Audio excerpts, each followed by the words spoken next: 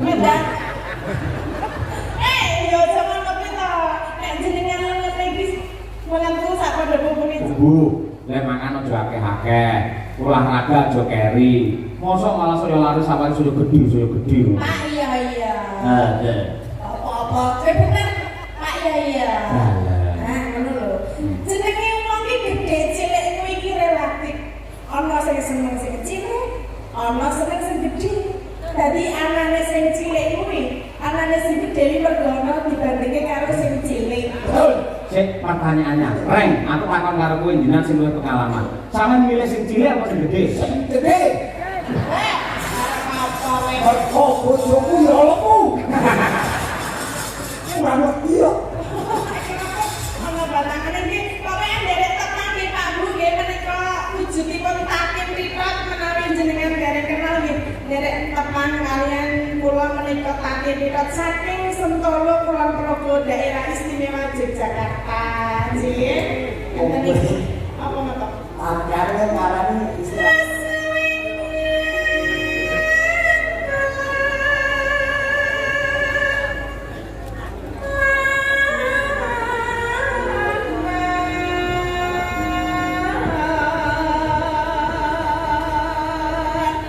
ngomong ya ngopo panjenengan nyambut gawe metu sok.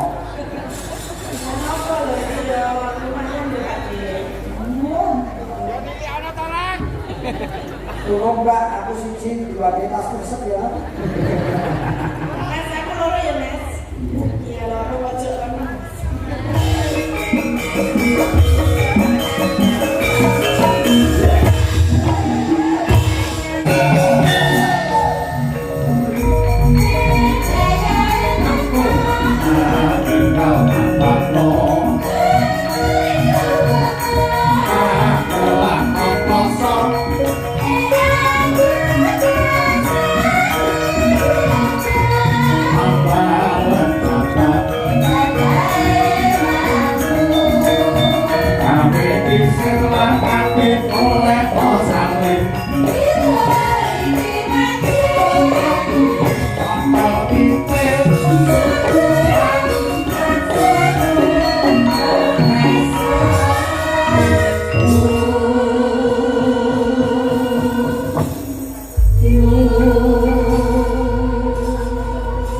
Lalu Mbak Tatin Lestari Handayani. Siap nih Mbak ya? Belum menake ya. Hah? Belum menake. Oh benar. Kalau anu kasurjane anu pawakane sekedeng. Ayo Dhuwur ora ndek ora tegese pas porsine. Pak Negara. Apa? Aku cek linggo nang kono lho urung ngadeg nang kene wis duneke kaya brim. Sing menake sapa? Sopo? Mama anu. Mana ndak iki piye? Sopo? Mami, ndak tadi iki koyo ngono kok disengin kok bodine kaya brim terus apa Mas? Si ngomong dulu aku. Lah sapa? Iki. Bisa bedanya ra wayang karo dalan. Kowe lipat batu sebuti bokok. Mangan. Lah tangan iki di bokok. Wis lho. Sing ngomong sapa? Iki ngene iki. Sing iki ngomong sapa? Kok dalan. Terus berarti sing ngene kene sapa? Dalan sama mereka ditangkap karo Pak Lurah karo Warga Kemiri. Anyalan Warga Kemiri kowe. Nek Warga mriki kan ora karone aku brim. Hah? Karone mboten Pak Bu. Ora Pak ini ra ono. Wong kowe ra ono sing arani kowe dhewe tandon kok ya. Nek ra Lah iki piro wong aku ora ngerti keterangane malam hari ini aku piro ora ngerti ya. Malam hari ini saya yang mengundang adalah Pak Dalan. Oh iya. Terus piro-piro kan tahu yang ini. Sing ngundang kowe iki dudu Pak Dalan. Sapa? Yo Pak Kades karo masyarakat Kemiri. Hai guru makelar. Makelar lho, mama iki buntinya langgep tenan. Ora gunting cuk apa pisau cukur. Cilik nih. Terus Nuwun sewu dumateng Pak Lurah lan panitia kula suwun kali tahun yang ngajeng menika dagelane kali sindene ganti mawon. Ya wis boleh pacaran malah saya aku ora. Piye? Kowe tak oleh makanan kok mesu. Ya kuwi menurunkan derajatku soalnya. Ora menurunkan, tapi ora dadi penyambung lidahku karo tati, apa kowe andare iki dhewe? Lho, tegese iki paling ora ya dadi jembatan utawa perantara iso makroan. Apa lewat kali kok karo jembatan iki. Oh iya. Wong ora nopo jomono, kowe karo tati biar selak karo bahagan lho. Lho to, wong ngene wis sak pupuku kowe mosok wani. Pak Dek. Taiwan iki Taiwan. Emang ini ku padha karo padha masak ngene sak pupumu. Iki lho sebenarnya. Beda. Yo jaman kopi to. Nek jenengan ngene iki menentu sak padha pupune jenengan. Terus liyane sak padha apaku. Yo, yo. Apa kan? Aku lu tau ngilangi. Mulane jenengan ku artis. Sinden ki artis Mbak Tati. Ya piye carane menjaga tubuh? Lek mangan aja akeh-akeh. Olahraga aja keri. Mosok malah saya lari sampai sudah gede. Pak iya. Ya. Apa-apa. Cepetan. Pak iya. Lah. Nah, ngono lho. Jenenge wong iki gede cilik kuwi iki relatif. Ana sing seneng sing cilik, ana seneng sing gedhe. Dadi anane sing cilik kuwi, anane sing gedhe iki mergono dibandingke karo sing cilik. Betul. Cek pertanyaannya. Reng, aku takon karo kowe jenengan sing luwih pengalaman. Sampeyan milih sing cilik apa sing gede? Gede. Apa wae. Oh, bojoku ya lemu. Ora wong cilik bojoku nesu. Lah ya ngene kaya jenenge gede cilik kuwi nek senengane dhewe-dhewe to Pak De. Betul. Nek omongane aku dadi bojone jenengan nek omongane gedene senengane nek ya malah kasar dadak aku kasar Bapak Dalang. Sese bojomu ki ngopeni awakmu. Kowe iso makmur subur. Ono lho dalang laris bojone sing tetep cilik wae. Kue lemu makmur ayam tentrem kok jenenge Kertarjo. Lha ki ngerti bojone Mbak Tatin. Dene Mas Tulus, awake masalah kali lumet tok. Ora padahal saiki wis padha. Sampeyan wis cilik manggaren. Mas Tulus sing saya cilik neh. Menyesuaikan. Oh iso. Lombok tumumpan tahu. Kangge Taiwan itu Taiwan. Kita ini ngene kok malah jelek. Mangga Bapak Ibu menawi pengen dahar tahu menika sampun cemawis. Lah menika lambokipun nggih sampun cemawis. Coba tawake tak boronge dhewe. wah. Barenge rakus iki. Aku seneng karo jebul tapi ngene lho. Bocah iki kaya darane sejatine atine becik. Oh, Ora akeh sing tresnani. heeh. Mbak Isa ini jolomake meneh ora. Wis omong dhewe, aku kalau salah. Lah nek sapa ngerti mau ya mau Mbak. Oh, aku ki omong tulus kok bojomu. Ayo ten bojoku lho. Lah iya. Mulus apa ati? Lah yo tulus iki bojomu yo. Heeh. Tulus kok bojomu. Terus Jadi aku ora basa-basi. Tapi ngomongane yen iki bocah apik. sampai kok sae. Apik sae. Sae apik sing sae. Mbak Tatin, matur nuwun sih nyapa warga masyarakat Pak Ades barang. Nggih, sepisan kula matur nuwun kalian panjenengan. Ya, yo. Nggih, karena panjenengan kula saged sowan wonten temiri menika Pak Dalang. Jika kali matur nuwun kalian Bapak Lurah. Menika sampun pitados kalian Pak Dalang dikengken matlaraken kula. Nggih. Lambemu padha karo gareng.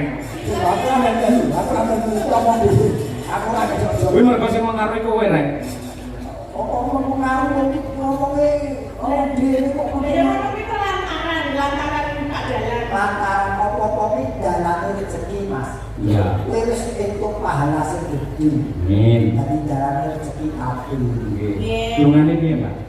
Nggih, kagem masyarakat wonten Kemiri sedayanipun Kecamatan nanti, Mbak? jenengan. Wah, apa iki? Jenengan apalah? Jadi kemiri jenengan Ponorogo. Nggih. Kemiri jenengan Ponorogo. Sing mirsani wayangan ora ana arangan sawiji apa. Palihan. Ngono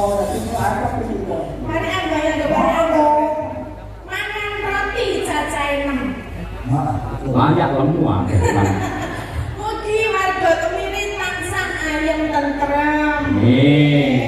Ngono kuwi. Ngombe kopi kurang lagi. Terus? Iki lho, lagi kopi iki lho. Arane apa? Ora kopi kurang lagi yo. Ana batangan iki pokoke nderek tenan nggih Pak Bu nggih menika wujudipun takim ripat menawi jenengan derek kenal nggih. Nderek teman kalian kula menika takim ripat saking Sentolo Kulon Progo daerah istimewa Yogyakarta. Nggih. Enten iki. Apa ngono? Akhirnya ngarani istilahnya kue triple Apa triple T. Triple T apa? Tatin titop triple T. Tatin titop. Pakat malah. Oh, mana Pak ya? Tatung metro. Nggih, menika mbok bilih wonten pamundutan lagu napa-napa Pak ya. Siap Mbak, menika kula waos nggih. Saking paguyuban driver ambulan desa sekecamatan Jenangan siap mengangkut gareng. Ora ding, baru tak tambahi dhewe rek, sorry rek. Nah, sapoke ndok gareng tak. Lagunipun tembang kangen kering sret ya niku semboyane nggih. Kering sret ya. Nggih, mergo hubungane kalian kesehatan lan kasugenganipun tiyang niku. Assalamualaikum warahmatullahi wabarakatuh. Waalaikumsalam. Kula nyuwun gending tayub kalajengaken sambel kemangi. Kula kintenaken grup PKK Sekar Melati. Saking kula Pak Harno Krajan. Makaten saking kula wassalam. Nggih. Saking kula ki apa Mbak Rapan jelas iki apa? Jare iso maca ora? Tulisan ora jelas apa ora? Betul saya. Saking Allah gawe. Jajal iki iso maca ora? Oke. Oke piye? Macane apa kok oke? Lah oke kok semrawut. Nispi. Oh, Apa? Nispi. Piye? Lebot kerajaan kemiri. Pak Desi bener le maca iki. Misni. Misni. Nah, Saking kula misni gelebot. lebot kok. Penipu. Gelebot kerajaan kemiri. Ya. Ini kan nyuwun apa? Aku dia ora duwite. Benaran juga satu. Ya wis kene ra apa. Pasake dalang ngono. Keren. Tapi kalau orang ngerti bengi dalang. Terus Dia nawar dari kok masjid. Ora amal. Salam Mas Sahyo, kula nyuwun gending kodang kuning dipun bawani. Sesideman dipun bawani gending niki kula ketunaken dumateng PKK Sekar Melati Krajan. Nggih. Nggih. ayo wis foto-foto to Pak De. Yes.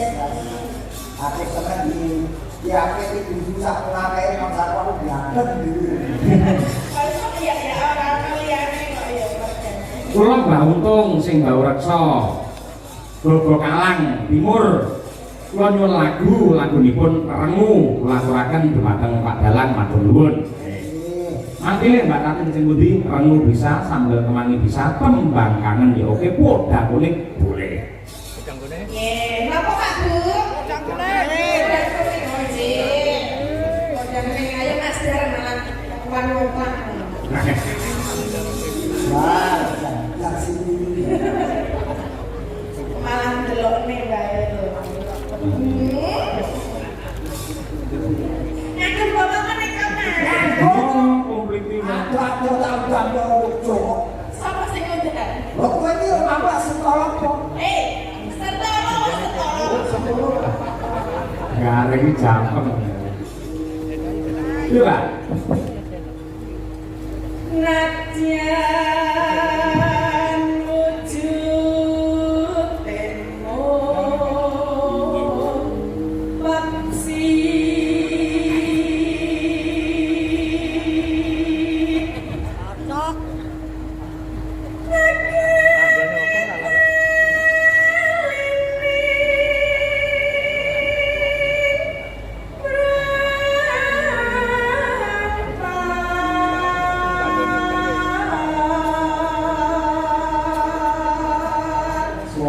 dibulani tangan.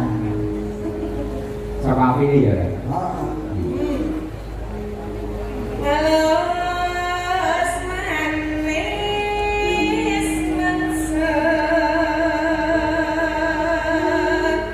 manis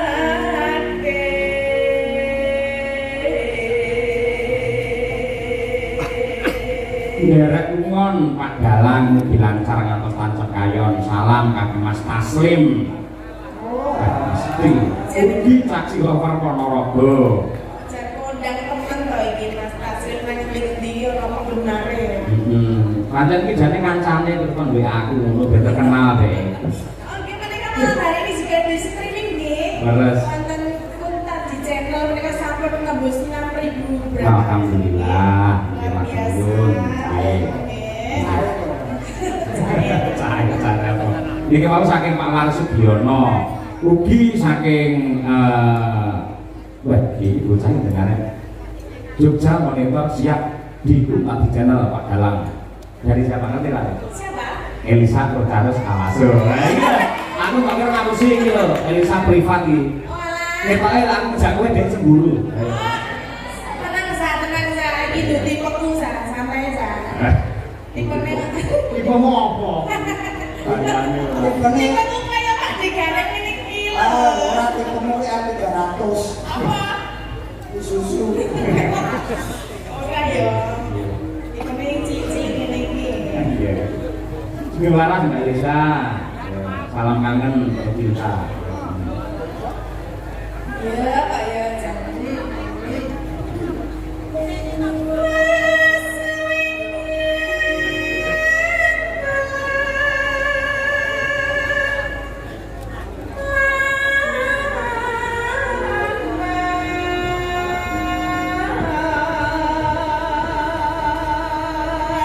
Ngomong yo ngopo panjenengan nyambut gawe metu sok. Apa lho iki ya, lumayan dekat iki. Tolong Mbak, aku siji dua tas resep ya. Mas aku loro ya, Mas. Iya, loro pojok kan. Gareng lamukan. Simon dan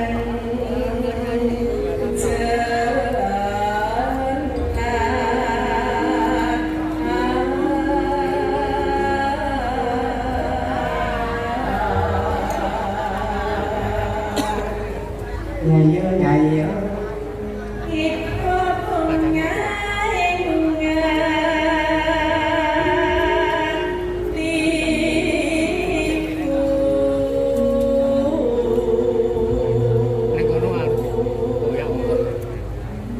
nyanding bisa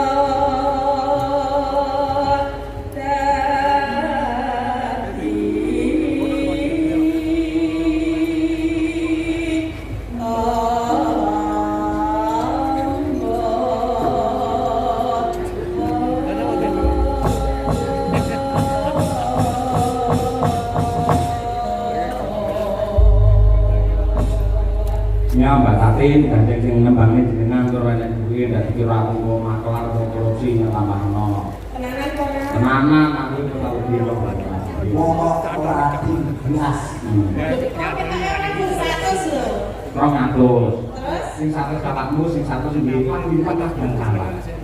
Aku dene pondok pesantren. Terus aku melu nyumbang. Gimana juga aku dune. Pak Din, adegannya melu nyumbang apa Pak Din?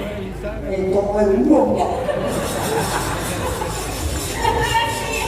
Itu sik aku tak Oh, sembah. ngomong lah ini berarti aku disumbangnya apa disai? Saise. Sai. Terus? Info ning ndi sing kira-kira sok anak. Tapi yang di Apa enek? Ora sok wae mung dadi dianake ya iso. Ya mugo ya wis kumpul disumbangke. Ya, celenge nek sih. Dikit arep. Tanam apa? Sudah. Iya. Ya, Pak. Baru-baru ini ada sumbang. Kelas iki kok Mbak nggih. Riba. Kelas iki kok. Sabar, Oke. boleh. Bisa nih gatake sapa to ya? Tadi bercek itu loh. Salamu ngono wae. Moga lho Pak, ya, bebas. Moga. Rasa mikir ke drama iki jajake pengen. Dalane pengen iki Rak, aku yang lakoni yang ini gue ngombe tok. Orang kenamaan kan? Rak. Dadi dalang sing apik iki melu dirakat kaya panitia kaya Pak Lurah ngono kuwi karo Bojomo muga-muga rampung layangan warga masyarakat kami sedaya pinaringan selamat lahir batin. Ngono. Dan yo bintang tamu bareng kudune ora mangan. Nirakati sing mandhap. Aku mau wis meh ora mangan, Mas. Terus sok karo Pak Kades. Dahar, Pak Darek dahar. Kok aku jarang ora rahat, itu tetap tanah. iya, Mbak Tatin sudah lho bari. Aku memang belum. Ayo. Lah yo bari sudah. Terus tekan kapan? Yo nanti sak rampung layangan. Terus nek aku semaput sapa sing gendong? Aku. Ini ora kuat dengan aku. Ning arep gendong lho kita. Tapi yo mangan, mengko lak dipangan. Ayo. Para kuda kuning Mbak Tatin kita yuk atas. Bisa aman ning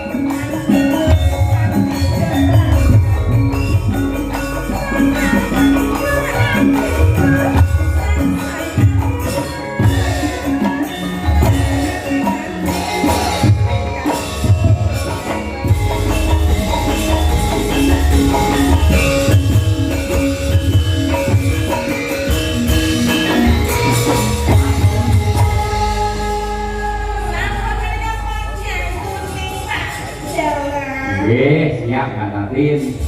Mangke jenengan kudu pramen karo Pak Gareng niku kersane panitia ngoten niku jenengan bisa menyusun kekuatan dulu sebentar. Oh iya, lakonnya apa ya nanti ya kira-kira ya? Ya, terisilah Pak Gareng.